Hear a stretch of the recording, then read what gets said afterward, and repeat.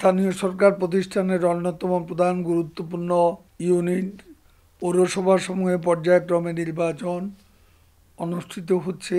এর ধারাবাহিকতা গতকাল বাংলাদেশ আওয়ামী লীগের এবং দলের স্থানীয় সরকার বিষয়ক মনন বোর্ডের সভাপতি দেশরত্ন শেখ হাসিনার সভাপতিত্বে গণভবনে অনুষ্ঠিত হয়। বোর্ড চতুর্থ ধাপের জন্য দলের মনোনয়ন চূড়ান্ত করে। এর আগে প্রথম, দ্বিতীয়, তৃতীয় ধাপের মনোনয়ন প্রদান করা হয়েছে। এই মুহূর্তে দেশে দ্বিতীয়, তৃতীয় ধাপের নির্বাচন অনুষ্ঠিত হচ্ছে। এ পর্যায়ে চতুর্থ ধাপের জন্য আমরা মনোনয়ন চূড়ান্ত করেছি। যারা ইতোপূর্বে স্থানীয় সরকার বা অন্য কোনো নির্বাচনে দলের মনোনীত প্রার্থীর বিরুদ্ধে নির্বাচনে প্রতিদ্বন্দ্বিতা করছেন, তাদের মনোনয়ন দেয়া হচ্ছে না, এটা দলের সিদ্ধান্ত।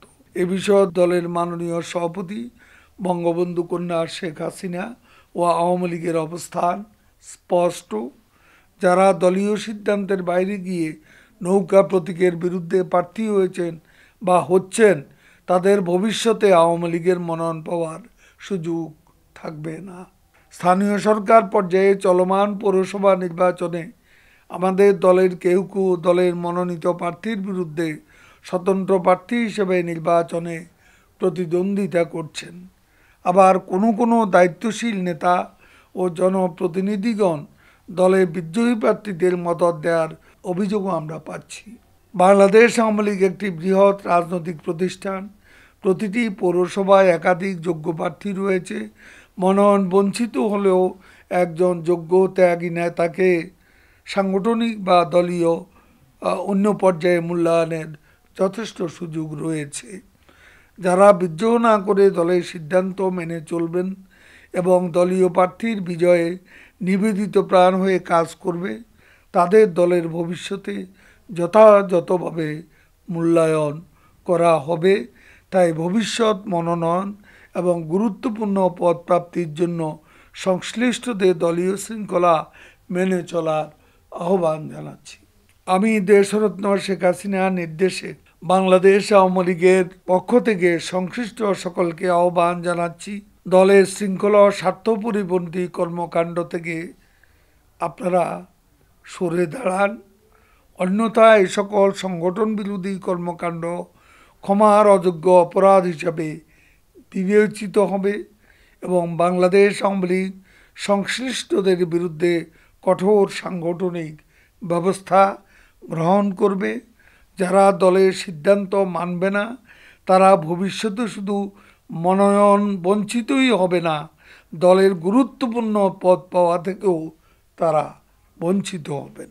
দলের সভাপতি জননেত্রী শেখ হাসিনা দলের বিভিন্ন পর্যায়ের সাংগঠনিক সমস্যা নিরসন এবং বিভাগীয় পর্যায়ে সাংগঠনিক দায়িত্ব পালনের জন্য 8টি বিভাগে দায়িত্বপ্রাপ্ত নেতৃবৃন্দকে আবারও সাংগঠনিক কার্যক্রম জোরদার করার নির্দেশনা দিয়েছেন এবং সম্মেলনের মাধ্যমে সর্বপর্যায়ের মেয়াদ উত্তীর্ণ কমিটি গঠনের কার্যক্রম শুরুরও নির্দেশ প্রদান করেছেন।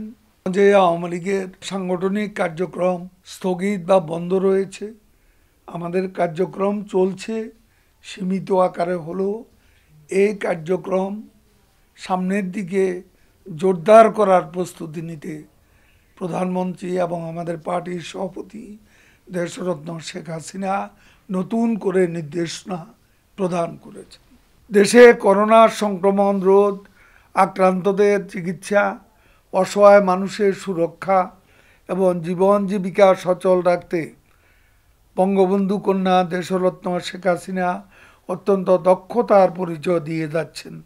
প্রধানমন্ত্রীর মানবিক নেতৃত্ব, মহান স্রষ্টার রহমতে আশঙ্কা অনুযায়ী আমাদের তেমন ক্ষয়ক্ষতি হয়নি। আমরা আর মানুষের মৃত্যু চাই না, সংক্রমণও চাই না। যারা করোনার শুরুতে ব্যাপক অপপ্রচার চালিয়েছে, দেশে লাখ লাখ লোক মারা যাবে, মানুষ চিকিৎসা না পেয়ে রাস্তায় মরে পড়ে থাকবে, তারাই এখন নতুন করে অপপ্রচার শুরু করেছে করোনার টিকা নিয়ে। টিকার মূল্য বিষয়ে ইতিমধ্যে স্বাস্থ্য বিভাগ এবং অর্থমন্ত্রী মহোদয় বক্তব্য দিয়েছেন।